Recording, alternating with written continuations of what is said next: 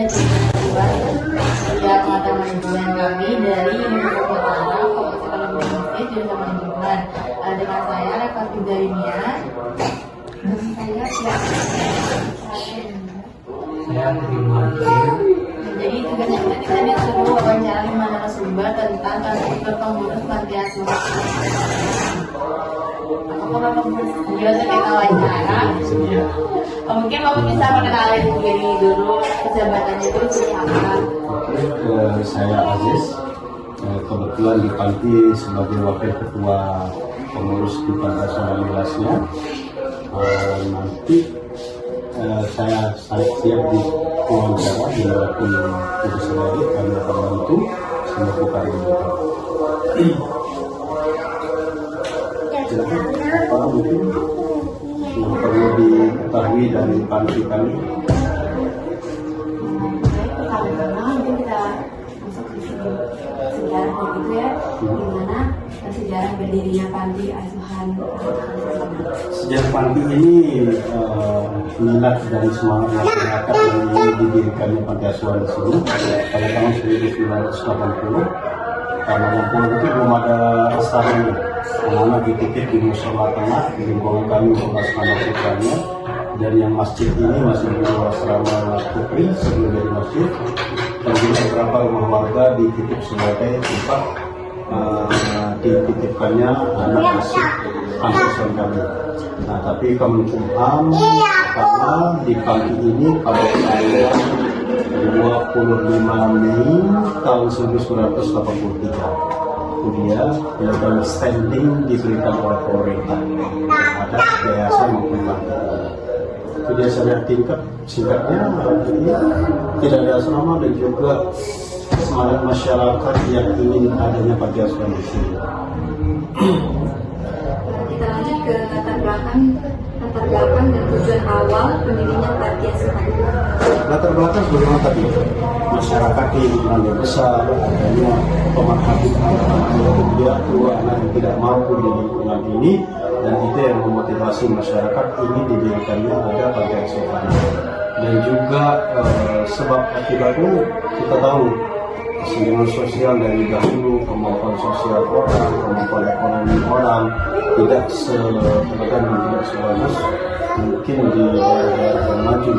Otomatis di sini itu adalah salah satu garda terdepan dari Panti ini adalah bisa membantu anak yatim, piatu, anak yang putus sekolah tidak mampu untuk membiayakan dirinya untuk melanjutkan pendidikan.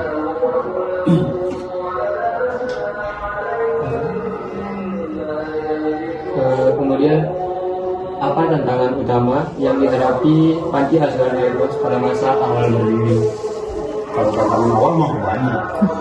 Kalau yang namanya mendirikan itu pasti sulit.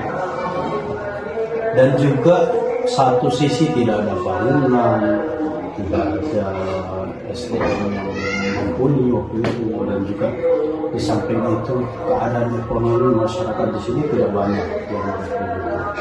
Nah, di samping itu pernah kita diceritakan oleh pengurus kita waktu itu sempat ada isu di Panti ini bahwa menaruh anak panti yang yatim itu di kandang kambing sampai turun dinas sosial dahulu, pemerintah turun cross check, dan itu hanya framing saja, cerita yang tidak ada dasar, turun dicek ditemani oleh pengurus bahwa ini tempat dititipkannya anak-anak panti kami dan nanti bisa diselesaikan. Yang tantangannya banyak sekali, mulai dari kemampuan finansial, bangunan, di samping itu kemampuan sosialisasi awal untuk membrandingkan panti ini perlu diperkuat yang kita. Gimana dia perkembangan dari awalnya dia berdiri itu sampai sekarang? Sekarang? Wah, ini 2 hari 2 malam saya udah selesai. Secara singkat aja. Hampir. Yang tadi saya sampaikan di awal, tahun 80 didirikan sedikit kebingungan keluarga sampai masyarakat itu kalau tanggal 5 setiap awal bulan warga itu menaruh beras di depan rumah masing-masing satu gelas ini taruh di rumah masing-masing dan pengurus tinggal keliling ke semua rumah untuk mengambil beras itu. Nah, selanjutnya apabila bangunan pertama bisa diberi yang ada selamat datang itu, itu bangunan tua. Terus bangunan yang pertama didirikan murni adalah yang dulu di aula, itu didirikan pada tahun kalau tidak silap tahun 95 itu berdirinya. Dilanjutkan dengan bangunan yang ini bawahnya saja harus ditingkatkan pada tahun ini, kalau nggak salah peningkatannya tahun 2005 misalnya kejadiannya. Dan juga alhamdulillah adik-adik bisa lihat yang dahulu tidak ada bangunan pada awalnya. Di gang ini bisa dikatakan sering orang menyebut sebagai gang panti asuhan, karena di gang ini cuma satu rumah yang bukan milik panti asuhan. Di samping itu rumah Pak Ketua juga sih, bukan gitu. Artinya sumber daya lokasi kita sudah mumpuni, bisa dikatakan mumpuni. Itu dia, alhamdulillah. Anak-anak kita saat ini jumlahnya 71 anak dengan berbagai latar belakang. Sampai-sampai satu diantaranya anak dari Aceh. Oh, ada itu? Ada Sumbawa, ada dari Aceh juga ada satu. Gitu. Sumbawa ada, tapi Sumbawa Barat ini. Ya. Ada juga kemarin alumni kami yang anak selesai kemarin itu dari Kupang, dari Sumbawa juga ada. Kupang. Lagi.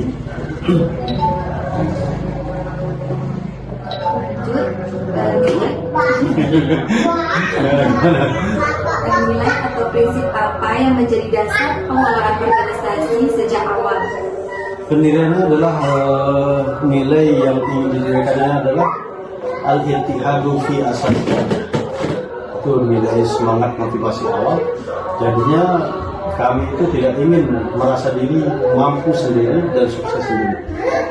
Makanya di dasar kata tadi itu al-ittihadu fi asasin aja, yaitu bersama-sama ingin melihat lebih banyak orang yang sukses. Melalui panti asuhan ini anak-anak kami tidak hanya bisa satu saja atau sedikit yang bisa kami berikan manfaat atas manfaat, tapi mereka bisa menatap salah satu ikhtiarnya melalui panti asuhan ini, menatap masa depan yang lebih baik.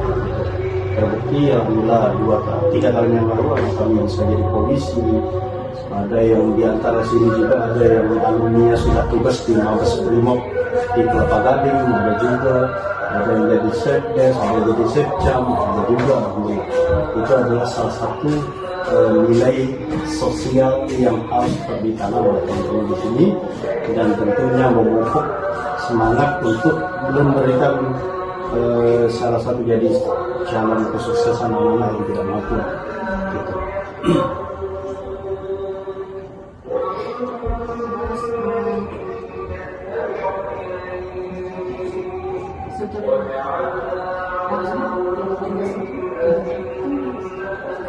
Kalau tanya sebelah kan kita udah bisa lihat. Oh, bisa lihat. Bisa lihat ya? Terus Ada nama saya? ya, terus Iya. tugas dan tanggung jawab masing-masing bagian dalam sebuah organisasi ini secara singkatnya itu bisa dijelasin kayak ini tuh bagian check-in mana. Oke, sudah jelas sebenarnya. Sama saja dengan benar organisasi pasti ada pimpinan, ketua menanggung jawab dan mengakomodir semua pimpinan, pembina menjadi pendamping ketua dan pengurus kalau ada hal-hal yang tidak bisa diselesaikan secara teknis. Di samping itu wakil ketua membantu pak ketua, sekretaris sebagai komandan utama di dalam pengarsipan dan perencanaan itu di dalam satu organisasi. Bendahara sebagai kuasa umum, kuasa utama di dalam pengelolaan keuangan. Di sini ada dapat lihat ada seksi ekonomi. Ekonomi itu adalah dia yang mengatur lauk maupun bagaimana mengatur, bagaimana mencari sumber-sumber keuangan juga, mengelola keuangan, membantu dari bendahara. Artinya bukan membantu mengelola uangnya, cuma membantu bagaimana menggali potensi keuangan yang bisa masuk ke panti ini dan bagaimana mengatur juga pendistribusian penggunaan dari panti juga. Ya, kalau konseling yang namanya anak-anak, kalau adik-adik mungkin menjadi orang biasa. Sekolah-sekolah SMA itu udah biasa, ternama gitu. Di sekolah ternama saja pasti ada yang namanya seksi konseling. Padahal sudah tertata bagus, anaknya sudah perhatian orang tua banyak, perhatian guru banyak. Apalagi kami, anak kami adalah dominannya anak yang kurang mampu dan juga broken home. Otomatis sesi konseling ini sangat besar pengaruhnya untuk menjaga membimbing adik-adik sini ketika bermasalah. Salah satu tempat curhat lah gitu. Nah itu seksi pendidikan ini kami walaupun berbasis panti, anak-anak kami juga pendidikan juga pendidikan. Maka mereka ngaji dan yang mengatur itu adalah pendidikan. Tadi sampai ekonomi itu pendidikan itu salah satu tugasnya adalah mengatur jadwal pendidikan anak di sini, karena sore itu anak mengaji fokusnya ada 3, kalau maghrib di sore ada yang kelas tafsir, ada bahasa Arab, bahasa Inggris. Kalau malam nanti ngaji kita anak, dan itu diatur oleh seksi pendidikan, mengatur jadwal, siapa yang mengajar, gurunya, koordinasi gurunya. Jika dia tidak bisa hadir gurunya, maka dikoordinasi oleh seksi pendidikan akan mengatur siapa yang mengganti dari mengisi kelas yang kosong atau menggabung ke kelas mana. Itu dia. Terus ada pengasuhan. Kalau pengasuhan ini melekat di sini, mereka komandoi untuk menjaga anak. Pada dasarnya seksi pendidikan, anggota masuk jadi pengurus pengasuh, tapi yang jadi komandan utamanya adalah penanggung jawab utama, ketua pengasuhnya adalah yang pengasuh. Menjadi anak, menjaga anak, suaranya kan? Iya. Suaranya sini ada sesi juru masak, ini otomatis yang tukang masak di dapur. Koki, biar itu chef. Jadi chef di panti ini adalah dia mengatur makanan anak, tapi dia kerjasama dengan seksi ekonomi yang akan mengatur juru menunya adalah ekonomi. Menu jadi belanja bersama. Kalau juru masaknya fokus masak saja, tapi ekonomi yang akan pergi belanja untuk mengatur apa menu hari ini selama 3 hari ini menunya, pagi ini, siang ini, dan sore ini. Itu dia. Kalau tata usaha membantu sekretaris, mengarsip anggota, membantu semua, dan teman-teman sini. Oke, ada lagi? Organisasinya saat ini nggak efektif. Sudah efektif, sangat bukan efektif lagi, sangat efektif. Job description-nya sudah ada. Mekanisme koordinasi dan laporan antar pengurusnya itu bagaimana sih? Ada salah satu menggunakan grup WhatsApp, kita manfaatin juga dengan teknologi, gitu. Di samping itu tetap komunikasi intern melalui sering bertemu di sini juga salah satu media untuk kita saling evaluasi, melihat apa yang kurang, benar juga. Gitu. Evaluasi juga. Oh tetap. Dia dilakuin per bulan atau tahun? Tergantung. Satu yang wajib itu sekali sebulan memang kita jumpa pers gitu. Jumpa pers itu biasa kerennya ketemu. Tapi ketika ada suatu hal yang emergency, waktu itu kita tidak terbatas waktu dan tidak terbatas hari. Tetapi kalau yang melibatkan minggu luar, yang karena tadi kan ada pendidikan kami juga, siapa juga kami sore maupun malamnya. Kalau itu kami ketemu dengan yang guru yang membantu mengajar anak kami di sini mendidik itu sekali sebulan, sekali semester. 1 kali 6 bulan kita jumpa dengan mereka, dari silat apa yang perlu diperkenal, dari pendidik praktiknya apa, dari kita ini apa, dari pendidik bahasa Arab, bahasa Inggris apa yang perlu kita benahi. Silat pun ada di sini, puncak silat ada, kita datang ke mana latihan di sini. Komplit berarti Pak ya? Ya alhamdulillah, anak-anak kita 3 bulan yang lalu ada dapat kompetisi, dapat juara. Medali emas ada, perak ada, itu CNTB. Bahkan yang dapat medali perak ini sebenarnya harus dapat emas. Tapi sayang musuhnya pingsan dibuat, jadinya dikurangin poin 10. Pingsan. Jadi kurang poin, tidak disengaja, namanya kompetisi.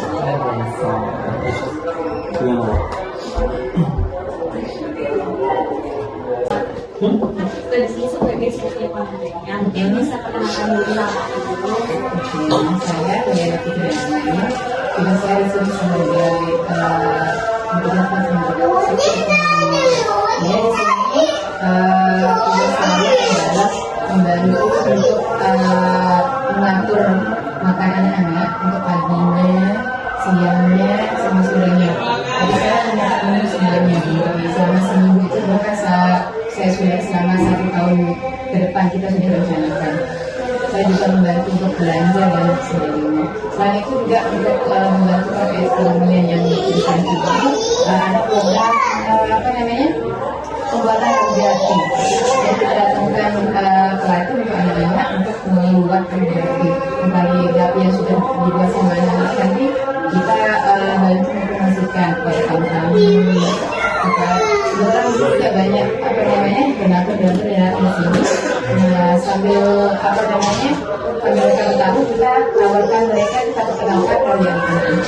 Juga banyak yang sudah terjual. Contohnya nanti bisa dilihat di aula nanti. Ada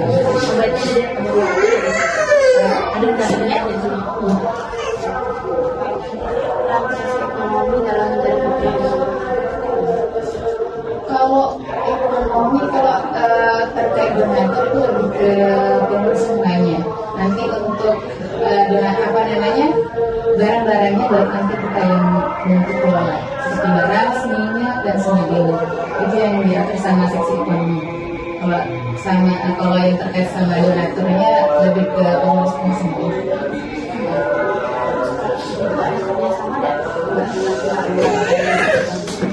Kerja sama pihak luar kan?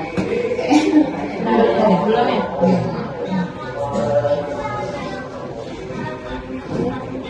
Sejauh ini keterangan apa yang menjadi keberlanjutan program ini? Sejauh ini bukan program sebenarnya, cuma bagaimana mencari tentu saja itu artinya bisa membantu sumber daya di sini bisa diakomodir dengan pemasukan juga ada pengeluaran. Masuk keluar keuangan itu dibantu oleh ekonomi.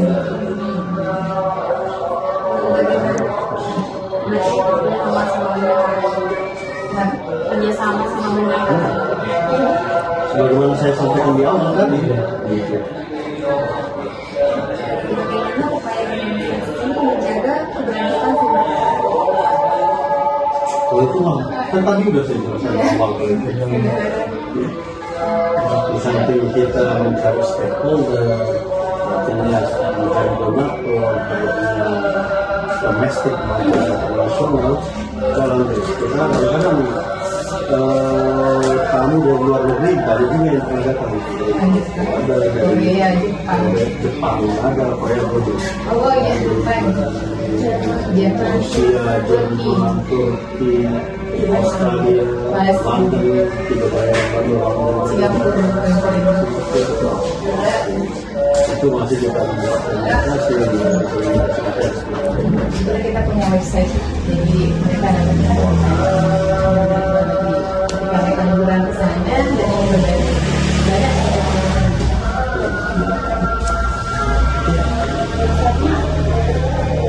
ada melalui Facebook miliknya Pantai Solidaritas, TikTok ada Pantai Solidaritas, Instagramnya Pantai Solidaritas ada. Kita tulis Pantai Solidaritas ada tulisan. Di Google Tuan Guru Haji Muhammad Google juga pun ada Pantai Solidaritas. Gitu.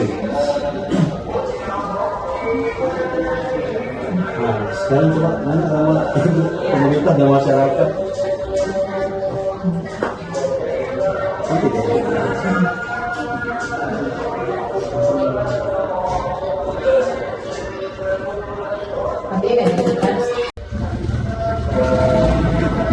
Bagaimana peran pemerintah dalam pengawasan hati-hati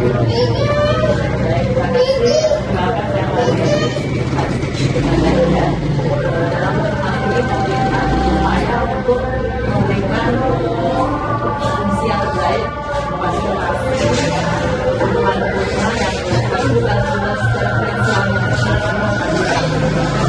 ada kegiatan-kegiatan seperti STI pertama kami upaya untuk memberdayakan anak-anak yang berkebutuhan sebagai peserta dari pemerintah pada kegiatan yang seperti itu dilaksanakan dalam arti mendapat juara satu, kemudian dilanjutkan jadi yang kami memang kuat. Saat ini itu kemudian berupaya memberikan pelayanan prima kepada ini itu baik sekali yang memberikan bantuan sosial. Kami berupaya memberikan lalu dana-dana yang memang sudah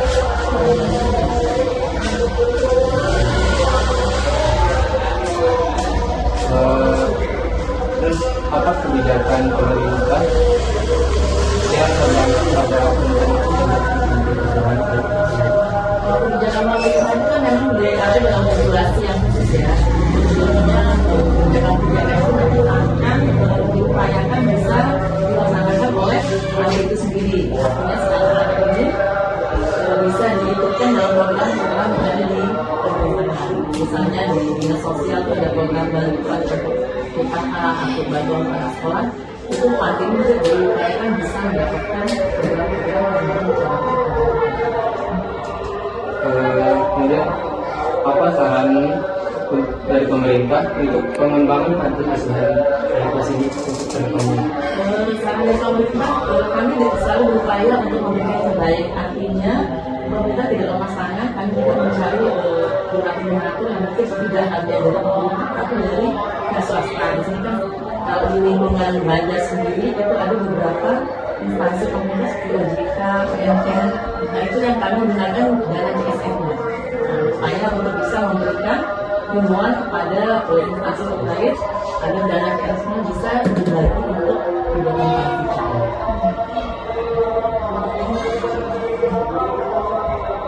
Selanjutnya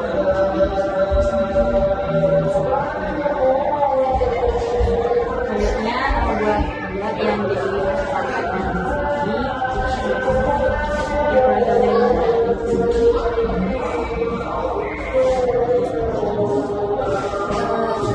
apa peran masyarakat untuk panti asuhan ini?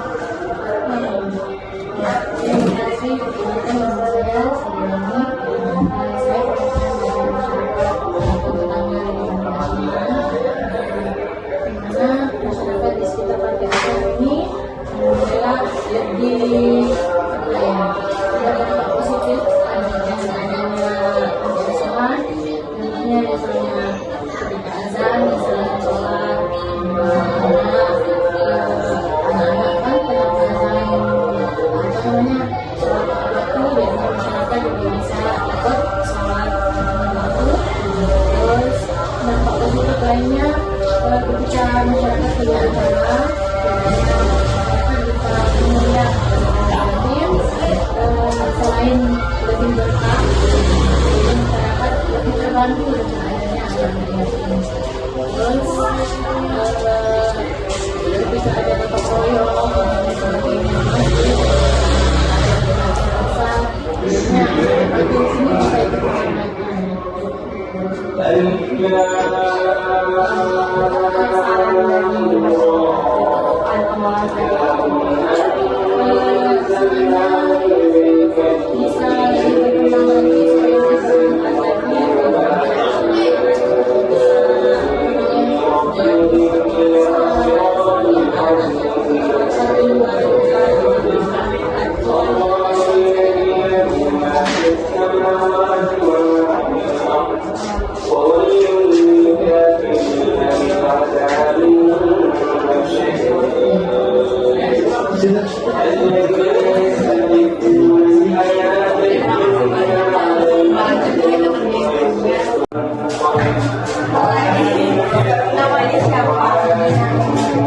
Jadi ya dia kegiatan kegiatan sehari-hari.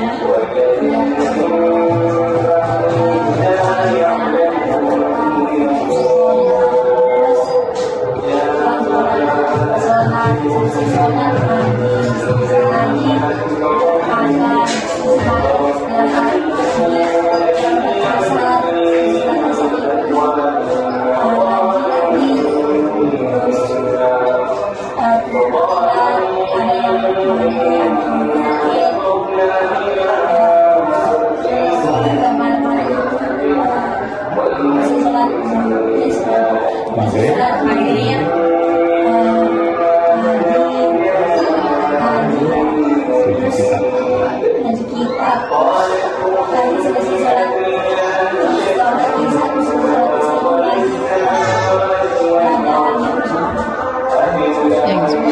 Persiapan belajar sekolah.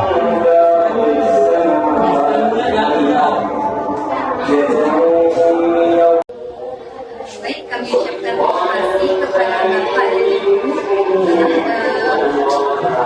telah meluangkan waktu